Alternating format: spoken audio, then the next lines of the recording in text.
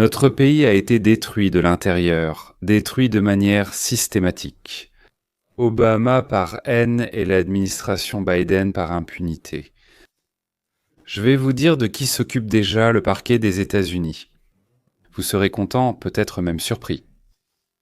Les crimes sans fin de ceux qui pensaient qu'ils étaient impunis. Les membres de l'équipe de Biden refusent un à un de témoigner devant le tribunal et le Congrès. Je cite, « Le droit de refuser de le faire, cela s'appelle chez nous l'auto-incrimination, l'auto-incrimination. » Eh bien, et pour couronner le tout, le gouverneur de Californie a dépensé 17 milliards de dollars pour établir le budget du train à grande vitesse entre Los Angeles et San Francisco. Pour être clair, en Chine, 1 kilomètre d'une telle voie coûte environ 20 à 25 millions de dollars, au Japon 25 à 30 millions de dollars, en Californie. Rien que pour calculer le budget et établir le plan, cela a coûté 26 millions de dollars par kilomètre. Et aujourd'hui, le coût de construction de la route est estimé à 153 millions par kilomètre, c'est-à-dire 6 fois plus cher qu'en Chine et 5 fois plus cher qu'au Japon. Il est impossible de justifier cela de quelque manière que ce soit. Pour que ce soit clair, sur 153 milliards, il est prévu d'en voler 153 milliards, puis d'en demander encore plus. C'est l'Amérique des démocrates, c'est l'Amérique de Newsom, Schiff, Pelosi, Biden, Obama, Clinton, Clinton, Clinton et Clinton. Nous ne voulons pas de cette Amérique-là. Et à la fin, il y aura une nouvelle rubrique d'ailleurs, le dernier clou. Cela va beaucoup vous plaire, mesdames et messieurs.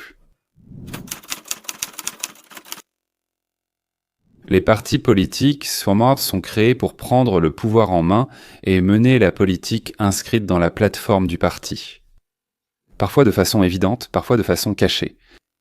Pour obtenir le pouvoir dans les pays où existe le soi-disant système démocratique d'élection, il faut obtenir plus de la moitié des sièges dans l'organe législatif principal du pays, généralement appelé le Parlement. Dans le Parlement américain, il y a 2 chambres, l'une est le Sénat et l'autre est la Chambre des représentants. Respectivement, il y a 100 et 435 membres, 51 sénateurs permettent de diriger au Sénat et 218 représentants permettent de diriger à la Chambre basse du Congrès. La popularité du parti est constamment vérifiée par des sondages auprès de la population. Par exemple, au 15 juillet 2005, les sondages ont montré que l'année suivante, en 2006, le Parti démocrate obtiendrait 7 sièges de plus au Congrès qu'au jour du sondage en 2017. À titre de comparaison, nous donnons donc le Parti démocrate, selon les sondages d'opinion, obtiendrait 33 sièges de plus. C'était pendant le premier mandat de Trump. Trump a été élu, ils ont pris peur, ils ont commencé à dire que peut-être il ne nous convient pas, peut-être qu'il va tout détruire. Au diable sa grand-mère. Et donc les démocrates, pour ainsi dire, ont lancé cette propagande et, selon les prévisions, ils devaient obtenir 33 sièges de plus. Et qu'ont montré les sondages et les analyses? Le 15 juillet 2025, voilà ce qui va se passer. Nos élections sont en novembre 26, oui. Que va-t-il se passer lors des élections? Les démocrates ont travaillé sérieusement pour renforcer l'inquiétude des électeurs concernant les réformes de Trump. C'est ainsi qu'ils ont procédé lors de son premier mandat et globalement, ils y sont parvenus. À ce moment-là, l'avantage résidait dans la psychologie de la population. Oh, il faut vite mettre des démocrates là-bas, parce que Trump va faire n'importe quoi. Alors, qu'est-ce qu'ils ont réussi à faire maintenant? Que se passe-t-il si on regarde course après course? Voici les classements des sièges à la Chambre des représentants sous un président républicain. Comme en 2005 et 2017, les chances d'un gain net de sièges sont plus élevées. Mais regardez ce qui s'est passé la dernière fois. Les démocrates avaient une avance de 33 sièges. En 2005, ils avaient une avance de 7 sièges. Et que se passe-t-il maintenant? En réalité, ce sont les républicains qui sont en tête en ce moment. En fait, les républicains ont plus de chances d'obtenir un gain net de 12 sièges, selon les données, si l'on prend en compte les circonscriptions probables, penchantes et indécises. Ainsi, les démocrates accusent un retard par rapport à 2017 et 2005 au-delà du simple bulletin général. En examinant chaque circonscription, on constate que pour le moment, les républicains ont plus d'opportunités pour un gain net de sièges. Cela ne ressemble pas du tout aux élections de vague de 2006 ou de 2008. Malgré le flot de mensonges diffusés par les grandes chaînes de télévision, le peuple voit que la vie s'améliore sous Trump et les républicains. Sainte-Maga. Les démocrates avaient des problèmes en 2017, lors du premier mandat de Trump. Les démocrates avaient plus 33 à ce stade. Maintenant, les républicains ont plus 12.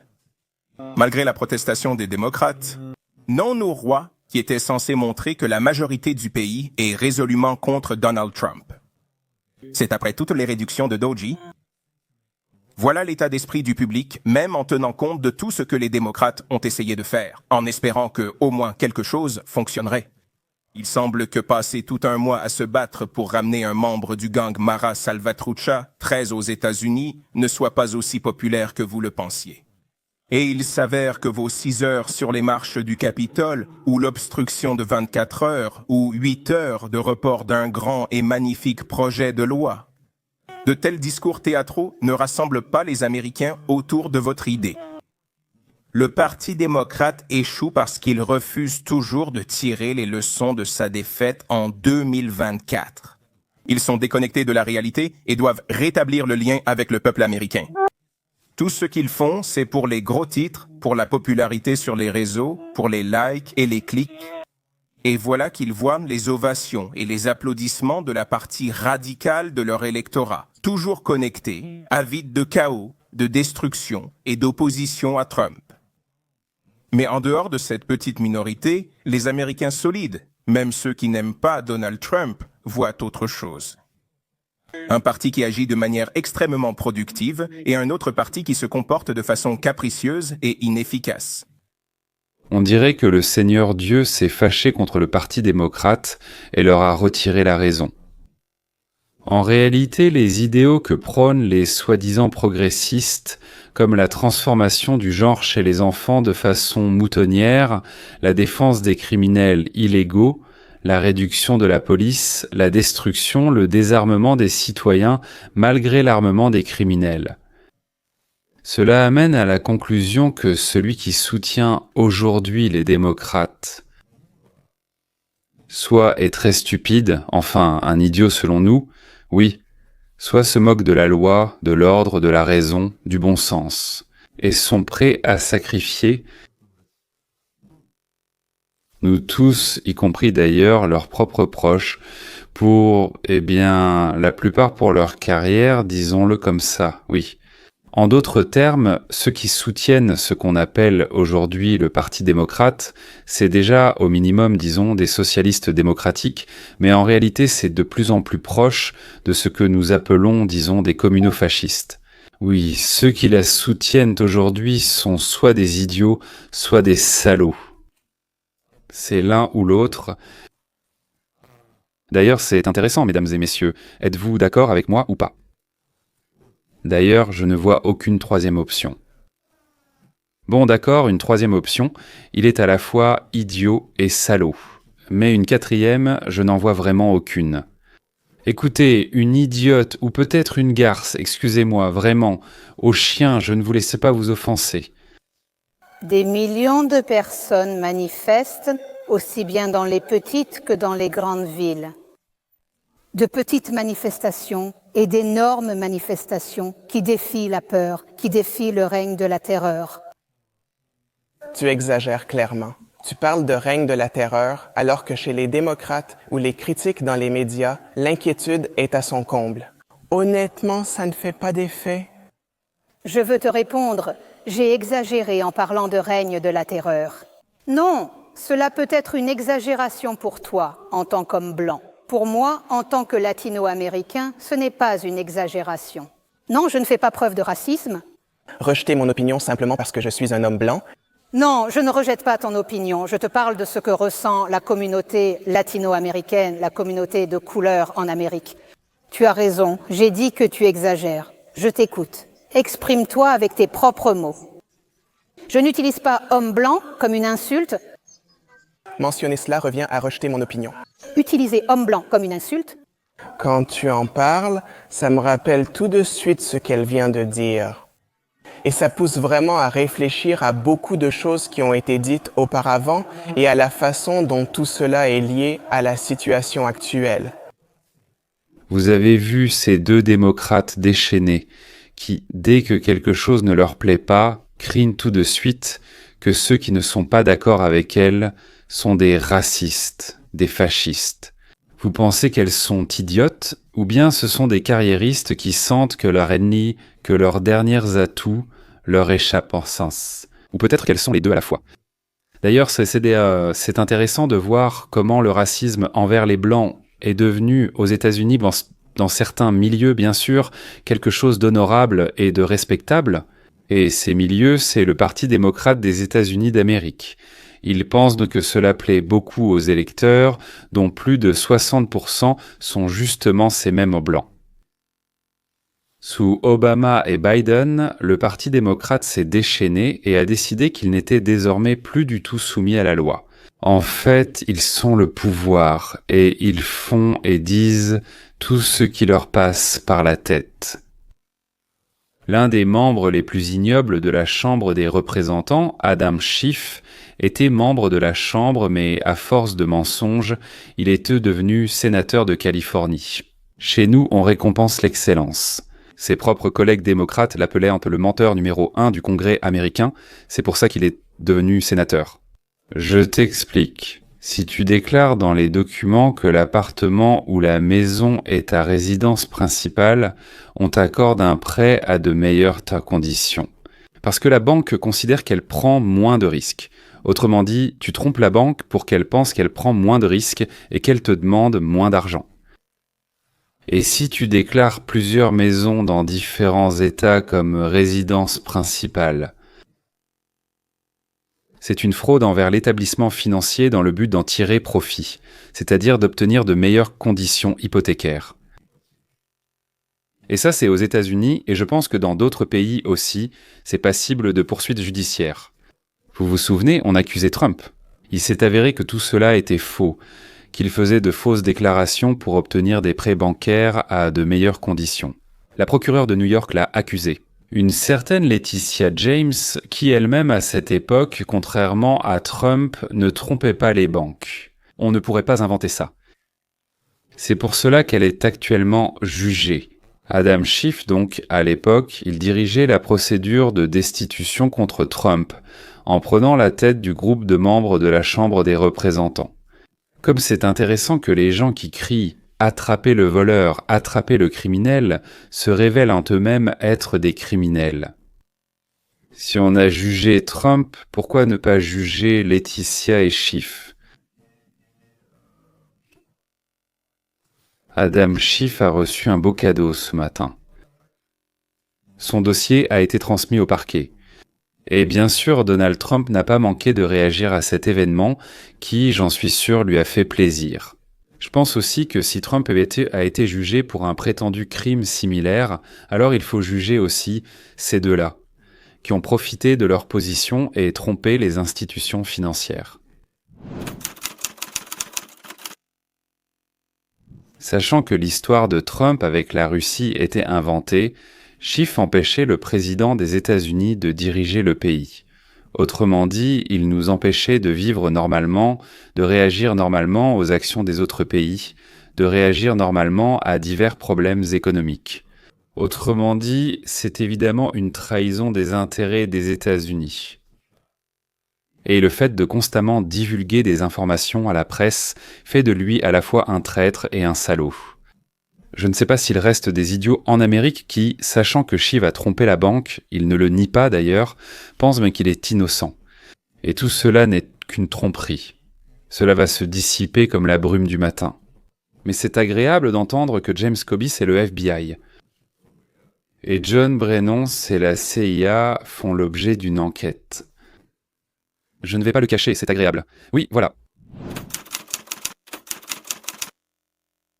Aujourd'hui, la fille de James Comey a été renvoyée du ministère de la Justice, mais pas parce qu'elle est sa fille. Nous venons d'apprendre qu'une procureure fédérale nommée Maureen Comey a été renvoyée de son poste aujourd'hui. Il se trouve qu'elle est la fille de l'ancien directeur du FBI, James Comey.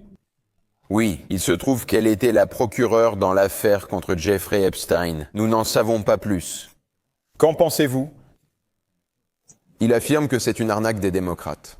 Permettez-moi d'être prudent, car vous avez raison, nous en savons peu. J'ai parlé avec des personnes qui travaillent actuellement dans ce bureau. Ils savaient seulement qu'elle a été renvoyée. Et comme vous l'avez dit, elle est la fille de Jim Comey et elle était procureure dans l'affaire Epstein et dans l'affaire Ghislaine Maxwell.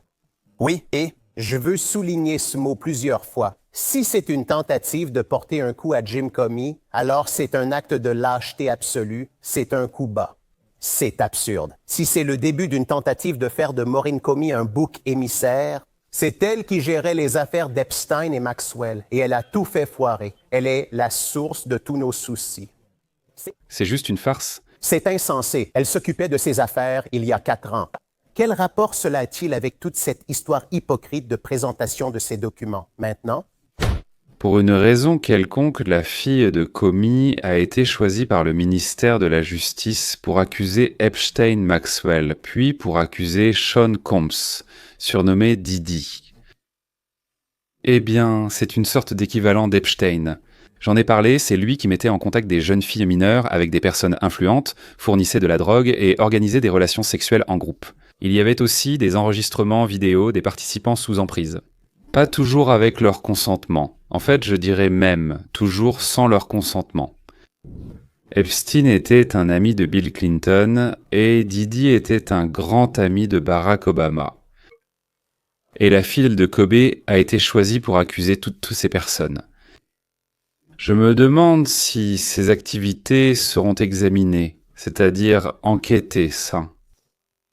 Parce que là-bas, de mon point de vue, il y aura beaucoup de choses intéressantes à découvrir. Où que vous regardiez, où que vous creusiez, où que vous crachiez, partout sous le règne du Parti démocrate, il y a de la pourriture, de la puanteur, de la tromperie et encore un peu plus de tromperie. Il est nécessaire d'assécher ce marécage et le plus vite possible.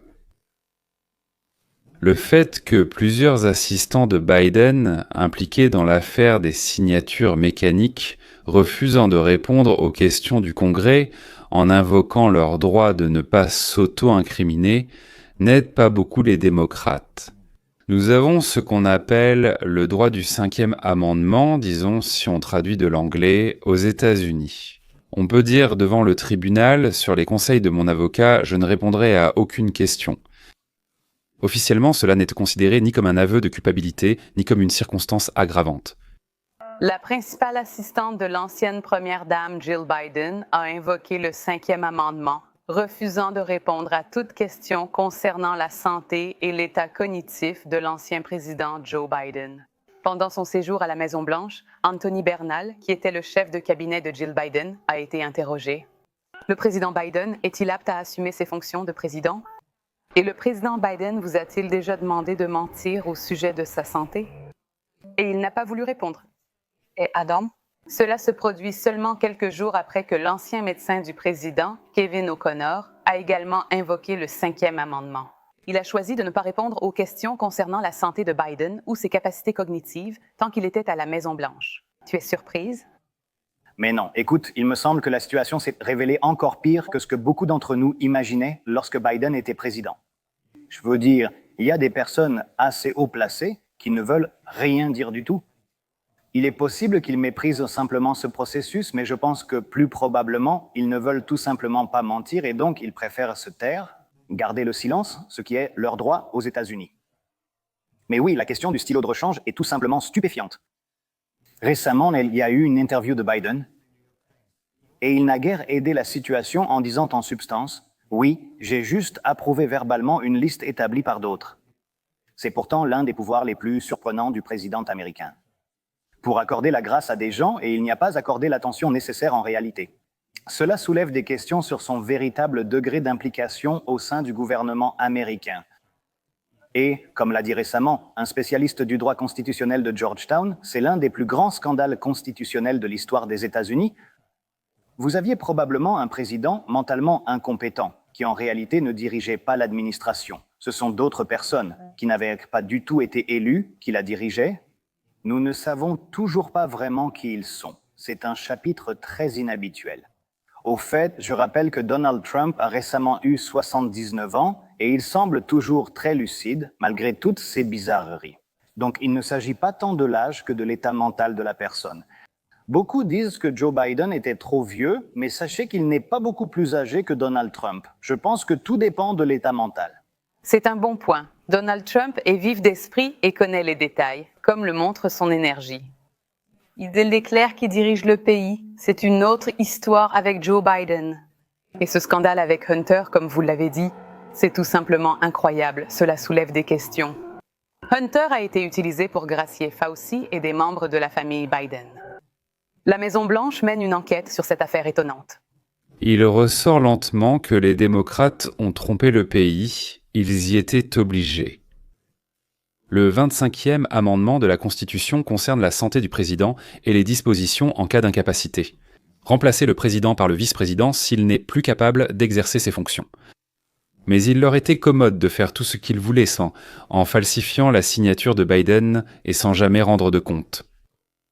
Le dernier jour au bureau, Aftopero a signé, écoutez bien, 2490 grâces, ce qui est pratiquement impossible à faire, à moins de travailler avec plusieurs dispositifs en 3 équipes.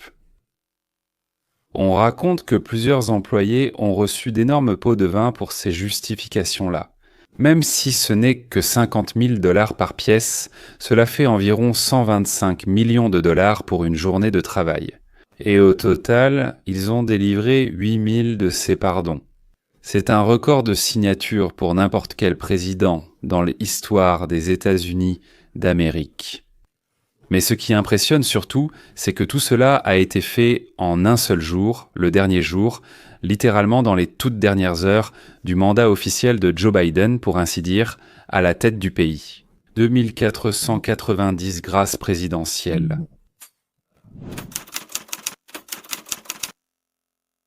Un candidat à la présidence en 2028. Le gouverneur de Californie, Gavin Newsom, a de nouveau fait scandale. Avec ses amis, il a décidé de gagner de l'argent en construisant un train à grande vitesse de Los Angeles à San Francisco. Il le faisait déjà depuis longtemps quand ils ont eu cette idée. En entendant parler de la merveille du système de transport, la Californie va enfin tout faire correctement. Avec ce nouveau train à grande vitesse, donc on commence à construire le meilleur train à grande vitesse du monde, mais d'abord, on va voler tout l'argent. Un petit train qui ira de San Francisco à Los Angeles, dirigé par Gavin Newsom, le gouverneur de Californie. Vous avez déjà entendu parler de Gavin Newsom? Son train a le dépassement de budget le plus catastrophique que j'ai jamais vu. C'est complètement absurde. Alors ils ont dit, d'accord, nous n'entrerons pas dans San Francisco, nous nous arrêterons à 25 miles de la ville et nous n'irons pas à Los Angeles non plus, nous nous arrêterons à 25 miles de là. Des avions s'y rendent pour 1/100 du prix. Il y a des voitures et une autoroute à double sens fluide. Elles se sont lancées dans ce projet. C'est-à-dire qu'il y a plein d'aéroports, grands et plus petits, vraiment bon marché. Le transport aérien, il y a plusieurs autoroutes, des routes rapides, nos voies rapides, des millions de voitures, des bus circulent. Il y a même un train, mais ce qu'il n'y a pas, c'est un train pas très rapide, mais une vraie ligne de train à grande vitesse. Pourquoi il n'y en a pas? Parce que tout l'argent alloué à la construction a été dépensé. Je ne plaisante pas pour la création de la carte du projet. Encore une fois, je ne plaisante pas. Quelques milliards ont disparu quelque part et la Californie demande à Washington d'en donner encore. Mais pas seulement pour cela, mais aussi pour la restauration des quartiers qui ont brûlé parce que les démocrates ont volé l'argent destiné à la préparation du réservoir en cas d'incendie. Gavin Newsom, gouverneur de Californie. Donc, le gouverneur de Californie, Gavin Newsom, est aujourd'hui assez drôlement en colère après que l'administration Trump vient d'annoncer qu'elle va enfin fermer et couper. En fait, c'est l'un des exemples les plus flagrants et absurdes de corruption, de gaspillage et tout simplement d'incompétence gouvernementale flagrante dans l'histoire américaine moderne. Honnêtement, je pense que cette histoire est un scandale sous-estimé qui aura un impact sérieux sur la future campagne présidentielle de Newsom en 2028. Il s'agit du tristement célèbre projet de train à grande vitesse en Californie. Cette idée existe depuis des décennies, construire un train à grande vitesse de Los Angeles à San Francisco. Ceux d'entre vous qui sont abonnés à la chaîne depuis longtemps savent que c'est l'un de ces sujets politiques aléatoires. J'y suis passionnément attaché, j'ai grandi à Los Angeles et je me souviens de cette histoire. Pour que personne ne se sente vieux, même si moi-même, en 2022, ça me met mal à l'aise. Mais le vote pour la construction de cette ligne à grande vitesse a eu lieu en 2008. Quand j'étais à la maternelle, on nous a dit qu'ils allaient construire ce train. La construction a commencé quand j'étais au collège. Une décennie s'est écoulée et pratiquement rien n'a été construit. En fait, ils ont construit quelques voies ferrées dans la vallée centrale qu'on a surnommées le train vers nulle part, parce qu'il ne mène nulle part. Ils ont volé et ne veulent pas rendre. Quand on vole, c'est à autrui, mais quand il faut rendre, c'est à soi. Tout est différent. Donc, ils ont pitié de leur argent. C'est pourquoi ils exigent qu'on leur en donne encore. Les États-Unis ont toujours fourni une aide à l'Ukraine, peu importe le président en fonction, mais généralement avec une commission. Toutes ces histoires n'ajoutent rien à la popularité du Parti démocrate. Ils n'ont aucune idée de comment améliorer la vie des Américains, de comment la rendre plus sûre. Ils ont des idées idiotes et incompréhensibles pour le peuple sur la protection des clandestins, prendre l'argent des Américains et le donner aux migrants. Ils ont scandale sur scandale. Où que vous regardiez, il y a de la tromperie et du vol. Ils mentent de tout le temps, et ça finit à coincer toujours par ressortir, vous savez, comme un menteur raté, et ils continuent sur de mentir encore et encore pour couvrir leurs propres mensonges qui ressortent maintes à nouveau. Je vous conseille, au moins la moitié du Parti des démocrates est stupéfaite par l'autre moitié et leurs idées destructrices. Un par un, des communistes et des islamistes surgissent, tous avides de pouvoir, promettant la guerre contre le libre marché, l'importation de clandestins, la lutte contre le pouvoir fédéral et une augmentation effrénée des impôts. Comme je l'ai déjà dit, le Seigneur a obscurci, Dieu merci, leur esprit. C'est pourquoi j'ai dit que la moitié sont des idiots, ou je dirais même la grande majorité, disons 80-30%, sont des idiots. Et parmi eux, les autres sont des salauds, peut-être comme je l'ai déjà dit, des salauds idiots ou des idiots salauds. Eh bien, ne les mettons pas dans une catégorie à part. Il est temps pour le parti de Dim de partir et de laisser la place à un parti pour le libre marché, pour le capitalisme et contre l'égalitarisme. Et deux partis vont débattre sur la meilleure façon de construire et de protéger ce capitalisme même qui nous a menés ici. Le fait que notre pays soit devenu le plus riche, le plus libre, le plus indépendant du point de vue du pays et du point de vue des gens qui y vivent, dans le pays, dans le monde. Je ne peux pas dire que les dirigeants du Parti démocrate ont perdu la tête ou sont devenus fous parce que cela s'est produit il y a longtemps. Regardez simplement comment un adversaire réel, fort et intelligent, je parle de Trump, ridiculise ces imbéciles, comment le bon sens enfonce de longs clous rouillés dans le couvercle de leur toilette. Bienvenue chez Hannity. Bienvenue dans l'émission Hannity. Et ce soir, les radicaux de gauche sont tout simplement hors d'eux, leur colère est complètement incontrôlable. Du côté positif, heureusement, ils n'incendient plus de Tesla et n'attaquent plus les concessions automobiles. Mais malheureusement, et c'est là que les choses deviennent sérieuses, ils ont une nouvelle cible, les services fédéraux de l'immigration. Les attaques contre les centrales nucléaires ont désormais augmenté de manière stupéfiante de 830%. Je me demande si cela n'a pas un lien, même infime, avec ce type de propos. Jugez par vous-même. Si vous avez des établissements où des personnes sont détenues indéfiniment et qu'il n'existe aucune procédure légale pour y entrer ou en sortir, on appelle traditionnellement cela un camp de concentration ou un camp d'internement. C'est-à-dire l'arrestation des clandestins, y compris de ceux qui ont commis des crimes sanglants, et leur expulsion des États-Unis vers leur pays d'origine. Leur citoyenneté, c'est un camp de concentration. Et ils veulent nettoyer ethniquement ce pays. C'est-à-dire que nous sommes blancs, d'ailleurs moi je ne suis pas blanc, mais olives, comme les Israéliens, les Bédouins, les Kurdes et les Druzes. Voilà comment nous, les blancs, voulons nettoyer l'Amérique des autres couleurs de peau, des différences, des religions, des préférences sexuelles. Et peu importe qu'il n'y ait absolument aucune preuve de cela. Les gens écoutent Bonunsa et se disent « Je vais jeter des pierres sur ces fascistes. De toute façon, il ne m'arrivera rien pour ça. » D'ailleurs, des fascistes extrêmement intéressants. On brûle leurs voitures, leur lance des pierres, brise des vitrines, sans réaction de leur part. Les médias hérités, contrôlés par l'État, maman. Voilà jusqu'où cette mafia des médias d'État est allée. Ils ont perdu leur sang-froid et sont devenus fous. Regardez par vous-même. Donc, nous avons toute cette dispute, elle viendra juste après cela. Mais commençons par l'une des raisons pour lesquelles les démocrates sont si en colère en ce moment. Le président Trump s'est avéré, incroyablement réussi, honnêtement, même plus que ce que je pouvais imaginer. Il tient ses promesses et l'Amérique est en train de se rétablir. Le Parti républicain a même commencé à travailler ensemble, ce qui est rare pour eux. Parfois, bien sûr, il y a de petites querelles internes. En même temps, le Parti démocrate, c'est tout simplement une catastrophe. Nous avons le marxiste Mamdani, qui serait une catastrophe flagrante pour la ville la plus célèbre du monde.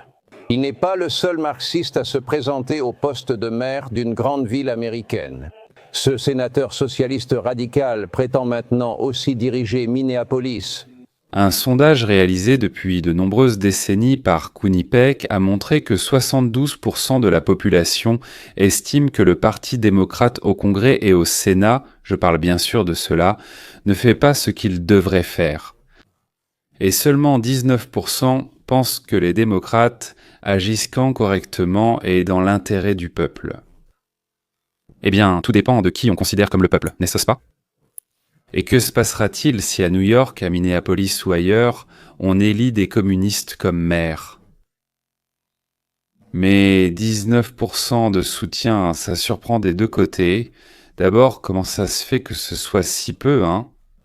Et ensuite, d'où viennent tous ces idiots ? La réponse est simple.